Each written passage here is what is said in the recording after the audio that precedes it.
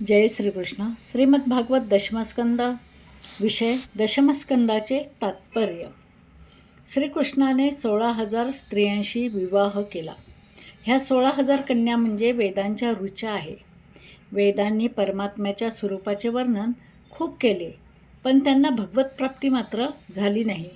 म्हणून ते कन्याचे रूप घेऊन प्रभुसेवा करण्यास आल्या. श्रमधर्माचे वर्णन वेदाच्या 16,000 ऋचामध्ये केले गेले आहे. म्हणून कृष्णाच्या 16,000 राण्या असे म्हटले आहे. अनिरुद्ध मनाचा स्वामी होय. चित्रलेखा चित्रविचित्र संकल्प करणारी बुद्धी. बुद्धी चित्रलेखा मन अनिरुद्धाला हरण तेव्हाच करते जेव्हा तिला नारद ब्रह्मचर्याची साथ मिळते.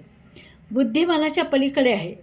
ब्रह्मचर्य संयम यांचे पालन केले तरच मन ताब्यात येते. सकाम कर्म पापांचा नाश करू शकत नाही. केवळ प्रभूसाठीच केलेले सत्कर्म पापाचा नाश करू शकते. नृगराजाने सत्कर्म केली होती, पण ती सकाम होती, म्हणून त्याच्या पापाचा नाश होऊ शकला नाही. दान दिलेली वस्तू परत घेतली जात नसते. देवाच्या धनाचा उपयोग आपल्या विलासासाठी करू नये. देव, धन, मनीषी आणि ब्राह्मणाचे आणि संताचे धन हडप करण्याचा प्रयत्न कधीही करू नये. नारदाला श्रीकृष्णाचा संसार पाहण्याची इच्छा झाली. भगवान नारदाला म्हणाले, नारदा, मी तुझी पूजा करतो. याचा अर्थ असा नाही की तू माझ्यापेक्षा श्रेष्ठ आहे. गृहस्थाश्रमाचे पालन व्हावे म्हणून मी तुझी पूजा करतो.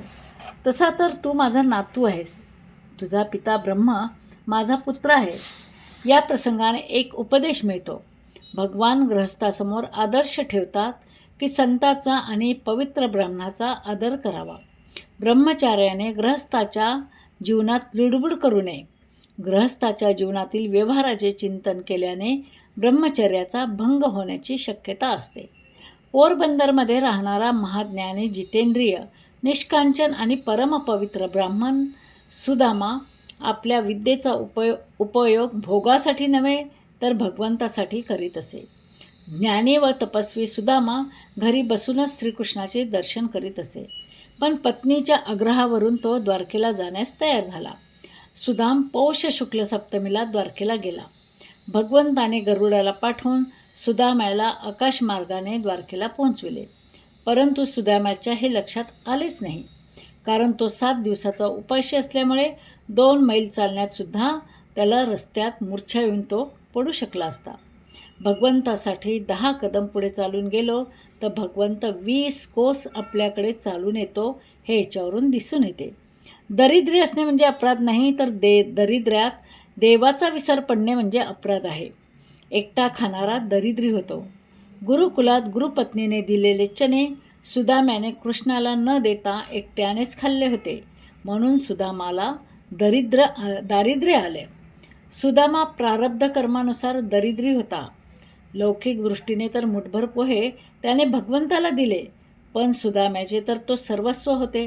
म्हणून भगवंताने त्याच्या कपाळी टिळा लावताना ब्रह्माचा आलेख श्री क्षय असा पुसून टाकला आणि यशश्री म्हणजेच कुबेराच्याही जवळ नसलेली संपत्ती सुदाम्याला दिली. कृष्णाने त्याच्या प्रारब्ध कर्माचा क्षय करण्यासाठी पोहे खाल्ले. मुठभर पोह्यासाठी गाव सोन्याचा दिध लागा. सुदाम्याने ईश्वरावर निरपेक्ष प्रेम केले, म्हणून त्याने सुदाम्याला आपलेसे केले आणि आपल्यासारखे वैभवशाली पण केले. मनुष्याचे शरीर कुरुक्षेत्र होय.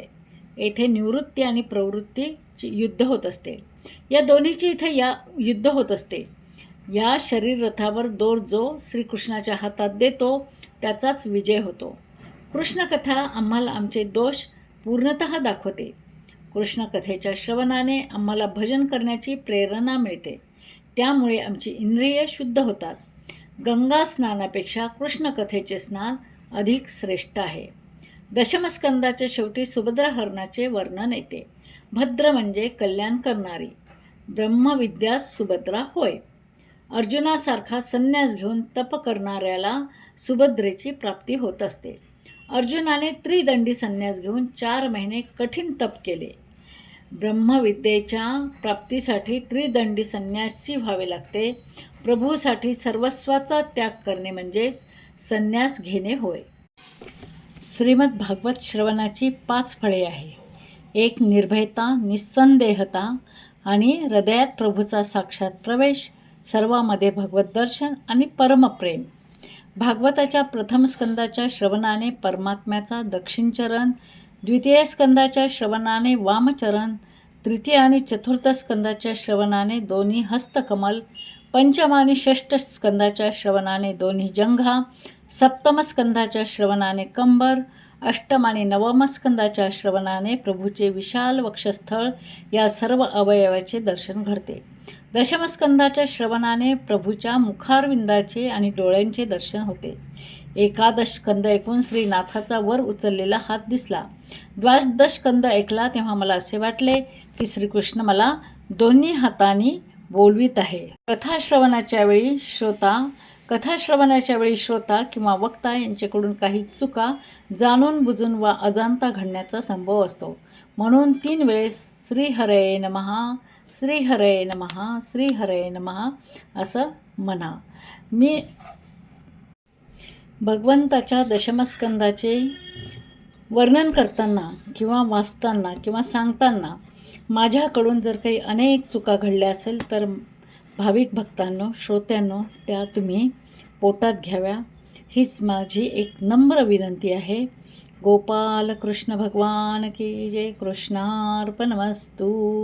हरे नमः, हरे नमः, हरे नमः. या ठिकाणी आपला दशमस्कंद संपूर्ण झालेला आहे. पूर्वार्ध आणि उत्तरार्ध दोन्हीही पूर्ण झालेले आहेत. गोपाल कृष्ण भगवान की जय.